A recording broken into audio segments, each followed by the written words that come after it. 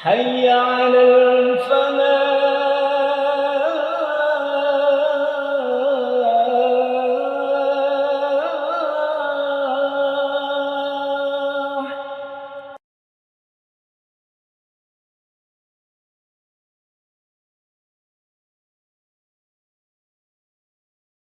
Assalamualaikum warahmatullahi wabarakatuh. Alhamdulillahi rabbil alamin. Wa bihi nasta'inu ala umurid dunya waddin. Ashhadu an la ilaha illallah wahdah la syarika lah. Wa ashhadu anna Muhammadan abduhu wa rasuluh. فأصلي وأسلم على محمد وعلى آله وأصحابه أجمعين أما بعد فقال تعالى في كتابه الكريم أعوذ بالله من الشيطان الرجيم لقد كان لكم في رسول الله أسوة حسنة لمن كان يرجو الله واليوم الآخر وذكر الله كثيرا. Shadaqallahul adzim. Para jamaah, malam ini saya ingin membahas tentang akhlak beliau yang perlu kita teladani.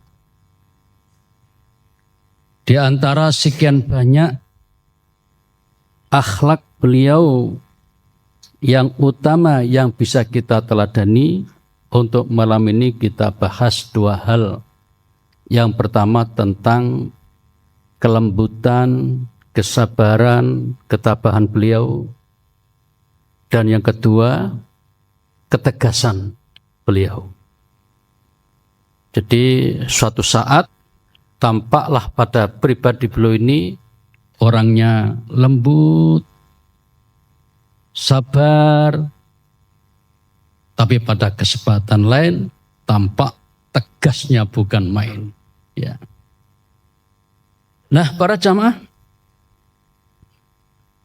sebenarnya siapapun orang itu yang mau mempelajari riwayat hidup beliau, maka akan dibuat terkagum-kagum.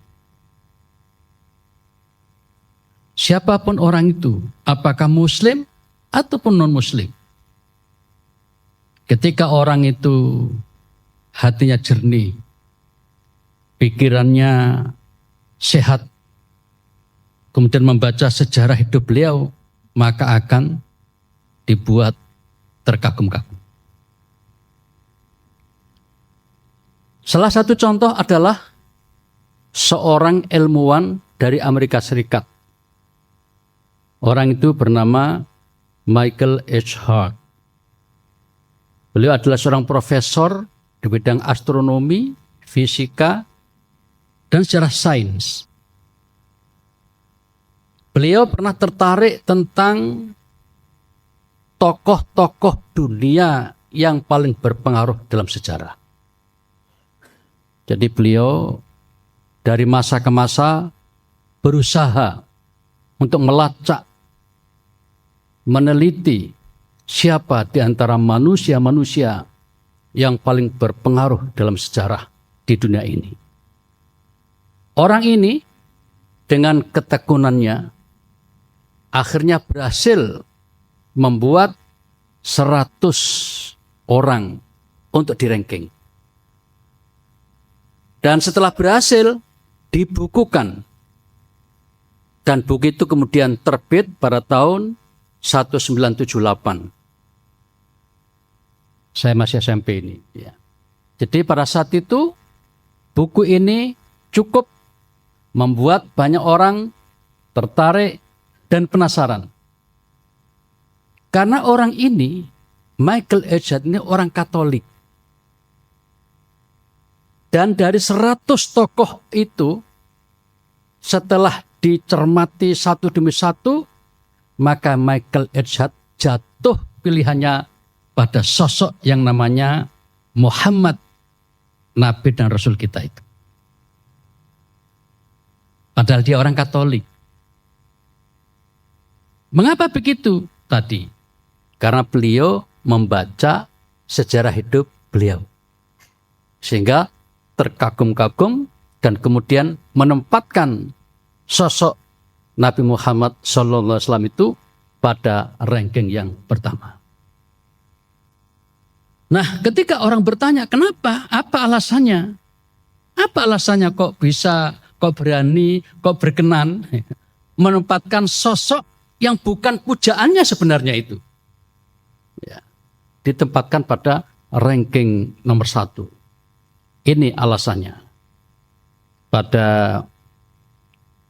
baris 3 dari bawah disebutkan di situ, he was the only man in history who was supremely successful on both the religious and secular level. Karena dialah satu-satunya orang yang paling meraih sukses luar biasa dalam 2 hal sekaligus. Masalah keduniaan, masalah keagamaan, dan masalah keduniaan.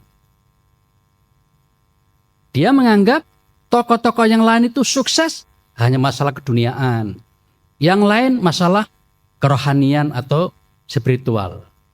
Lah, sosok Muhammad yang menjadi nabi dan rasul kita ini dianggap sukses kedua-duanya.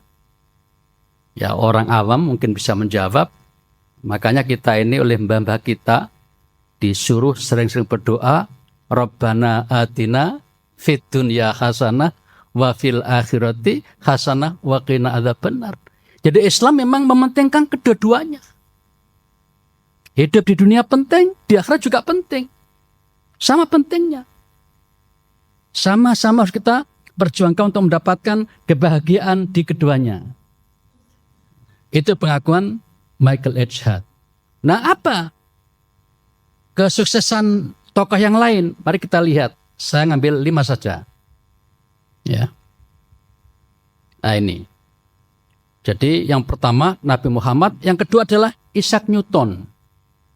Beliau dianggap sukses masalah memajukan dunia ini. Beliau seorang fisikawan, pencetus teori gravitasi umum, hukum gerak dan sebagainya. Dengan pengetahuan yang ditawarkan oleh Isaac Newton ini, sekarang kita menjadi maju pesat di dunia ini, termasuk ada listrik segala macam ini, diantaranya karena pengaruh pandangan ilmu dari Isaac Newton ini. Nah, yang menarik, ranking ketiga itu adalah orang yang selama ini disebut sebagai Tuhannya, Yesus, oleh Michael H. Hart.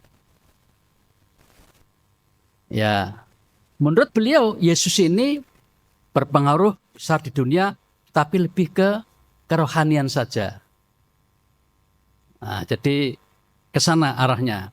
Kemudian yang keempat dan kelima, ini juga banyak di kerohanian. Yang keempat adalah Siddhartha Buddha Gautama, tokoh pendiri agama Buddha. Dan yang kelima, Konghucu, pendiri agama Konghucu. Inilah 5 tokoh yang saya ambilkan dari hasil beliau meranking 100 tokoh. Umar bin Khattab kalau tidak salah nomor 50 oleh beliau. Nah, yang terakhir itu saya nggak kenal namanya itu. Jadi walaupun tak sebut nggak jelas siapa orang itu. Tapi bagi beliau termasuk orang yang populer di ranking yang ke-100. Nah, para jamaah, lagi-lagi ingin saya katakan bahwa siapapun orangnya, kalau dengan hati yang bersih, pikiran yang jernih, kemudian membaca riwayat hidup beliau, bagaimana perjuangannya, bagaimana ajaran-ajarannya, maka akan jatuh cinta. Contohnya adalah Michael H. Hart ini. Kemudian ada lagi para jamaah, 1 orang saya tambahkan. Orang ini adalah pujangga Irlandia atau pujangga Inggris. Namanya George Bernard Shaw. Orang ini lebih dulu hidup ketimbang Michael H. Hart tadi. Kalau Michael itu mungkin semasa dengan kita. Bukunya tadi terbit tahun 1978. Kalau ini 1936. Mungkin kita belum lahir ya. Kebanyakan kita mungkin belum lahir. Mungkin ada satu dua yang sudah. Nah, para jamaah, beliau ini juga begitu. Bukan Muslim. Tetapi mempelajari betul itu. Bagaimana riwayat hidup Nabi Muhammad SAW. Bagaimana ajaran-ajarannya yang diperkenalkan dan disampaikan kepada manusia atau umat manusia di dunia ini. Nah, akhirnya setelah beliau mendapatkan pemahaman yang cukup, maka beliau menulis. Nah, jadi orang dulu itu kan gitu ya, supaya ide-idenya itu awet dan bisa dipelajari oleh orang banyak, menulis. Nek ngomong tok cepet hilang. Ya kalau zaman sekarang bisa awet, ngomong bisa direkam di video ya. Zaman dulu belum ada itu. Maka dia menulis. Dan tulisan itu masih ada. Nah yang menarik, buku itu diberi judul The Genuine Islam. Artinya Islam yang murni. Atau dengan pengertian lain, Islam sejati, Islam yang sebenarnya. Padahal bukan Muslim, kok berani ngomong Islam yang sebenarnya. Para jamaah, saya menduga mengapa bukunya diberi judul itu. Karena pada saat itu di Barat tidak sedikit para ilmuwan, beberapa ilmuwan yang benci pada Islam. Terutama yang kuat agamanya itu ya, yang mungkin Kristennya yang kayak apa begitu, sehingga tumbuh kebencian, kedengkian, dan ketika hatinya kotor, maka walaupun dapat info yang bagus, nggak akan masuk. Kan begitu katanya kalau kafir itu walaupun diseseli kayak apa akan muntah ya atau mental gitu. Nah orang ini bersih hatinya menurut hemat saya ya. Karena apa?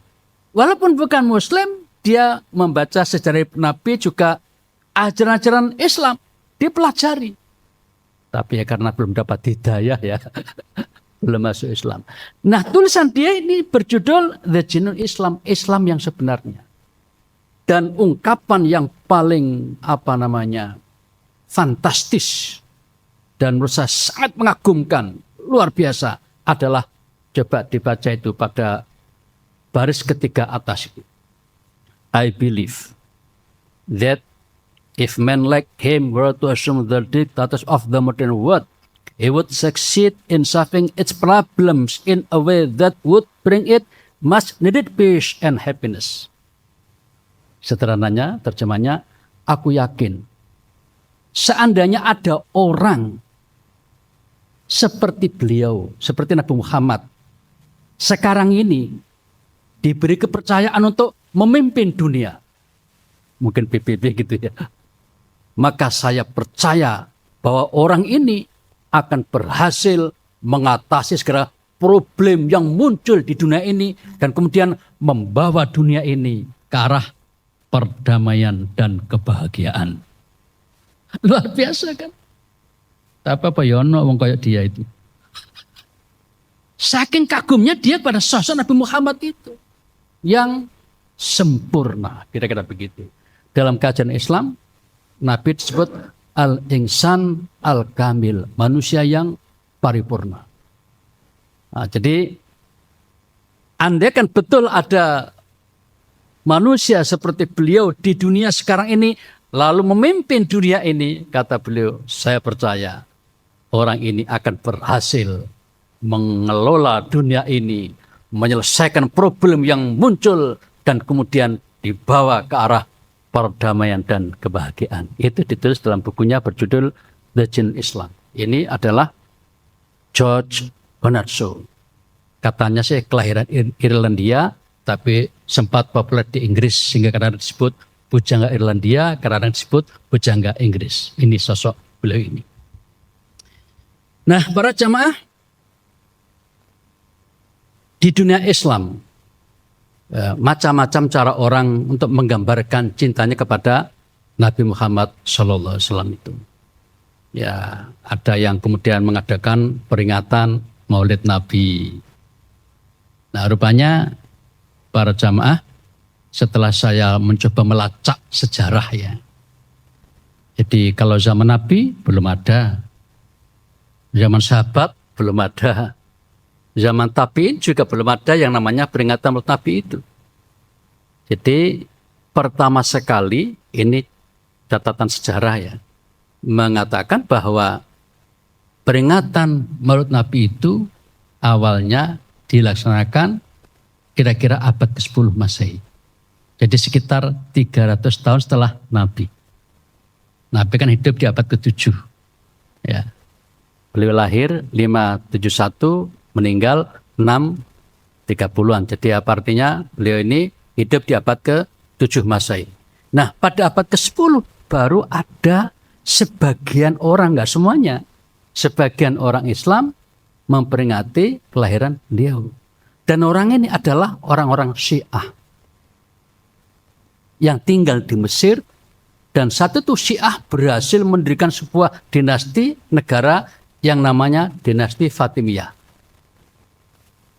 Para jamaah, walaupun mungkin kita nggak setuju dengan akidah orang-orang ini, Syiah ini, tetapi mereka ini berjasa bagi dunia Islam.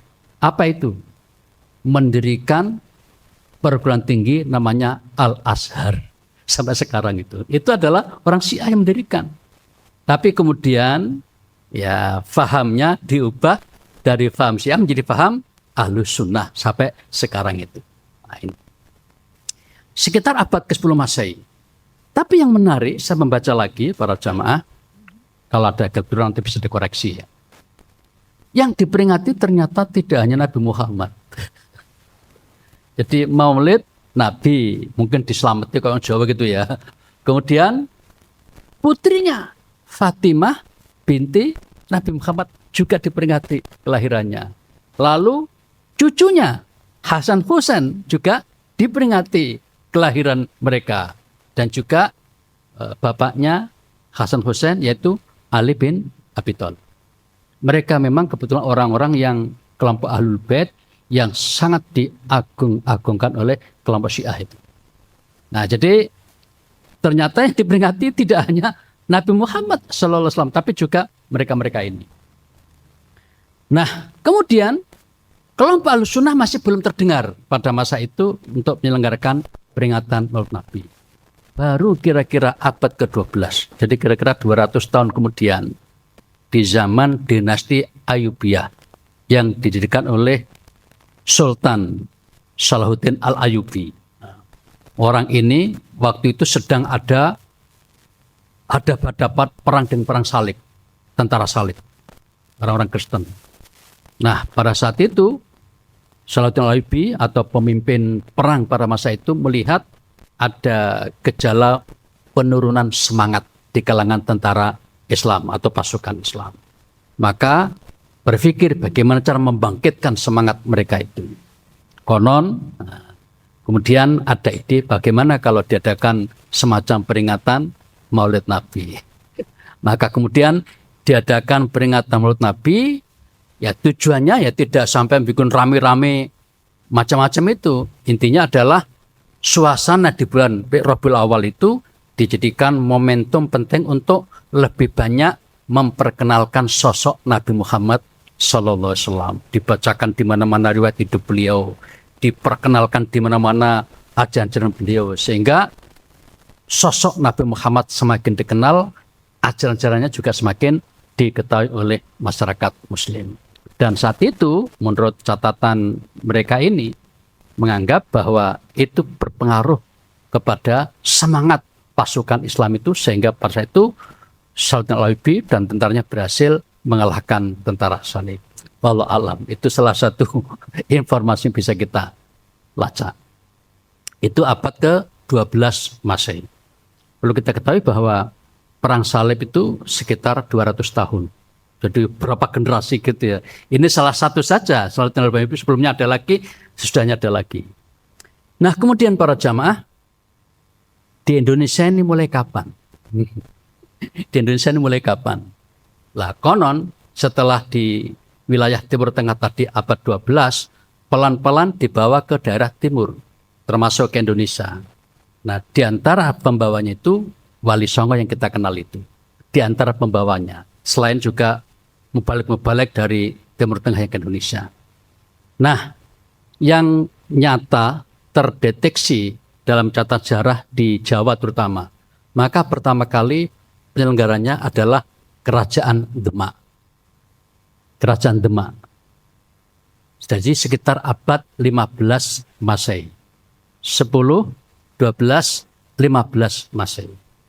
Nah, pada abad 15 Masehi inilah kerajaan Islam di Jawa, Demak, itu mulai mengadakan peringatan Maulid Nabi Muhammad SAW.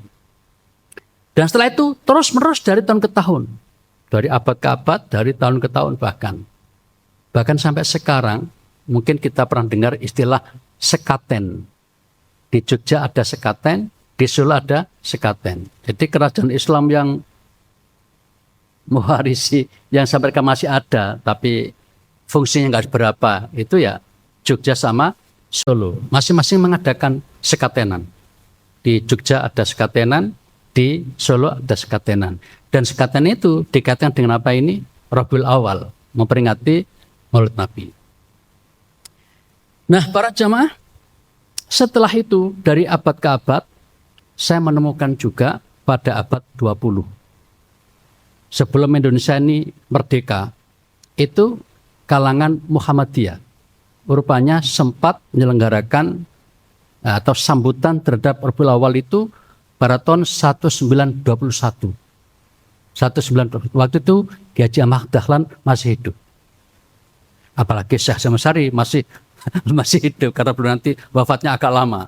Nah, ya Dahlan itu meninggal kira-kira tahun 1922 atau 1923, sekitar itu. Jadi setahun atau 2 tahun setelah kegiatan peringatan ini, beliau kemudian wafat. Nah, apa yang dilakukan oleh Muhammadiyah? Muhammadiyah saya itu punya namanya majalah SM, Suara Muhammadiyah. Sampai sekarang masih ada itu. Setiap bulan terbit.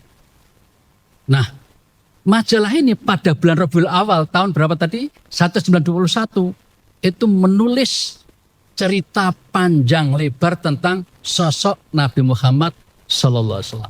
Dan jumlah oplahnya itu lebih besar ketimbang bulan-bulan sebelumnya.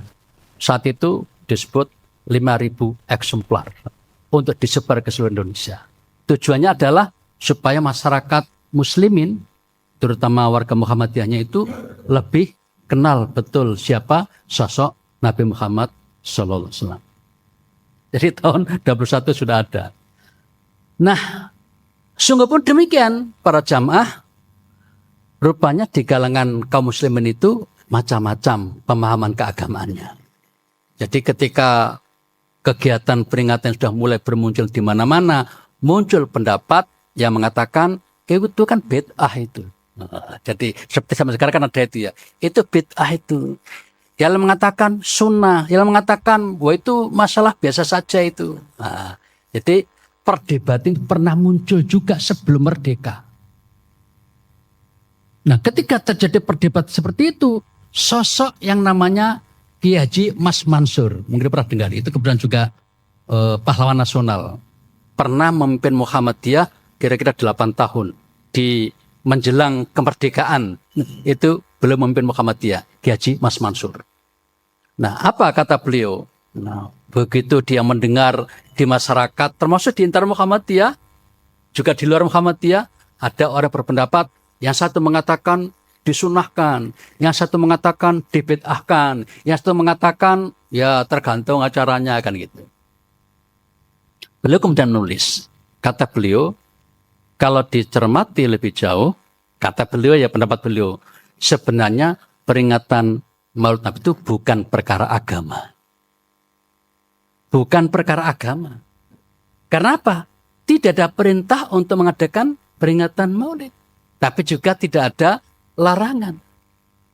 Itu masalah seperti kita sekarang ngaji sore di masjid ini. Apakah ada perintah? Nanti kalau ngaji hendaknya pakai ini, kemudian pakai kursi. Tidak ada perintah. Tapi kalau itu kira-kira bermanfaat, lakukanlah. Itu ada hadis khusus kalau seperti itu. Hadis Sahih Muslim. Nabi bersabda, "Man istata'a minkum ayyang fa'akhahu falyaf'al." Siapa di antara kamu yang bisa melakukan sesuatu yang kira-kira bermanfaat bagi orang lain, lakukan. Apa itu? Silahkan. Ya, dari sini maka kemudian ada kegiatan-kegiatan di masyarakat yang kalau itu sekiranya tidak membahayakan bagi kesyirikan, tidak membawa kepada kemaksiatan, tetapi justru bisa membangun kekuatan akidah, iman lebih bagus, silakan aja.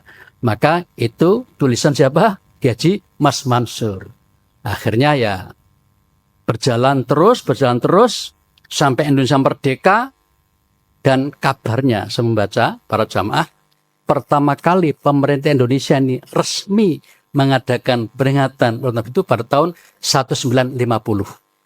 Bung Karno yang punya gagasan itu waktu itu. Jadi di istana diadakan peringatan Maulid Nabi. Dan itu oleh pemerintah Indonesia sampai sekarang dilakukan.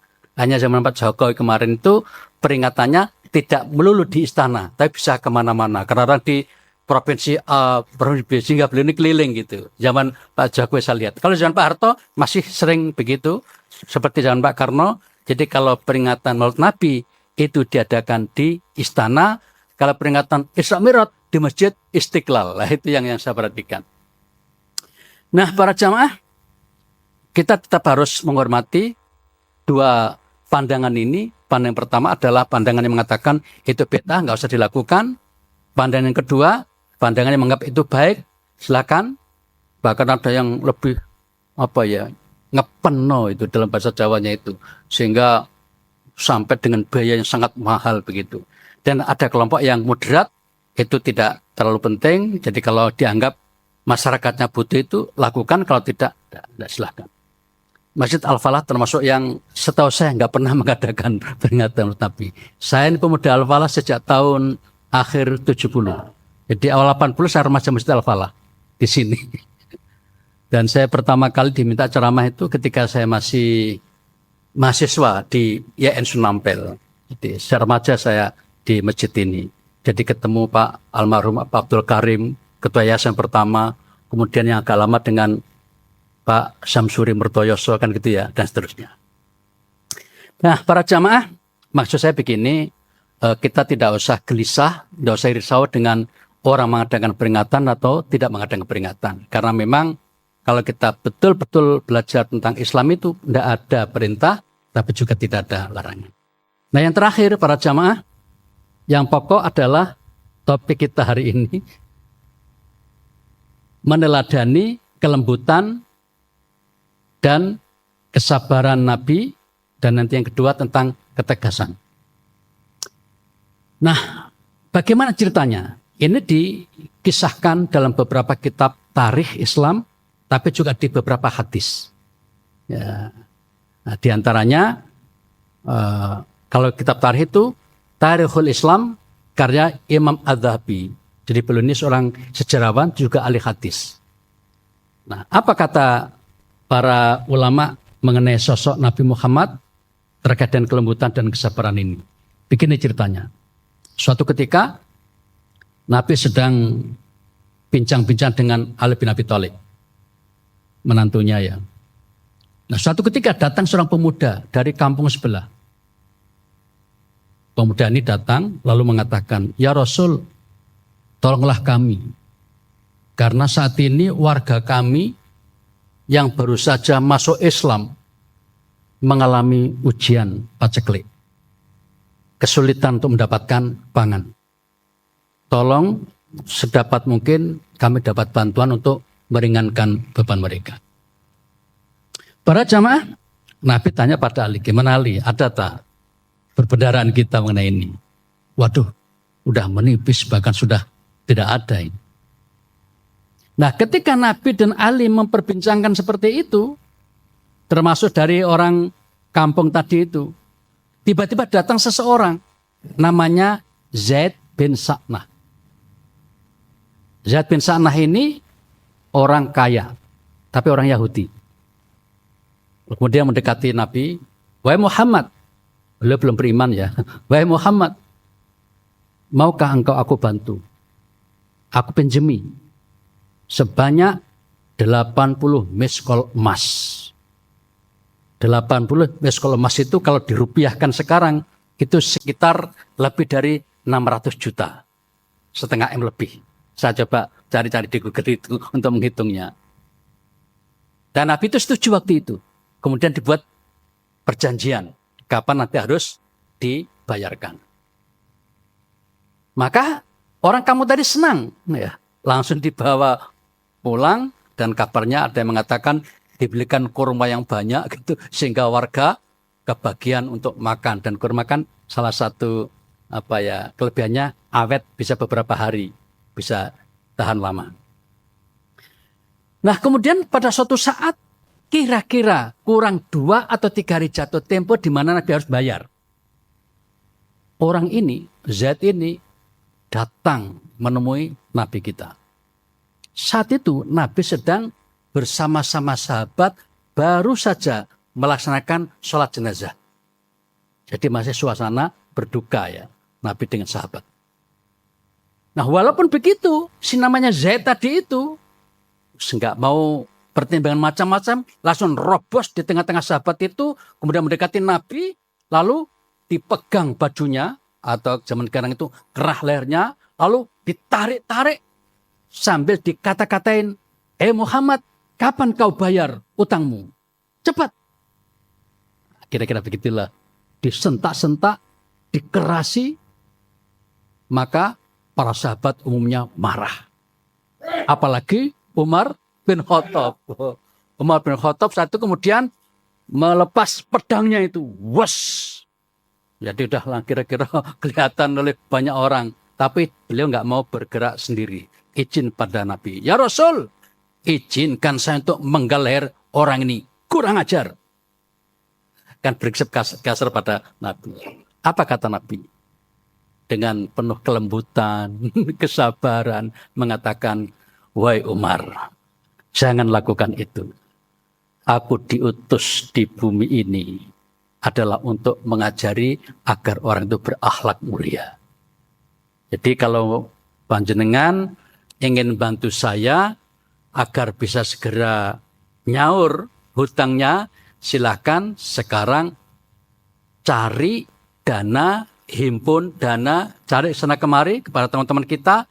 Nanti kalau sudah, serahkan uang itu kepada beliau. Disepakati.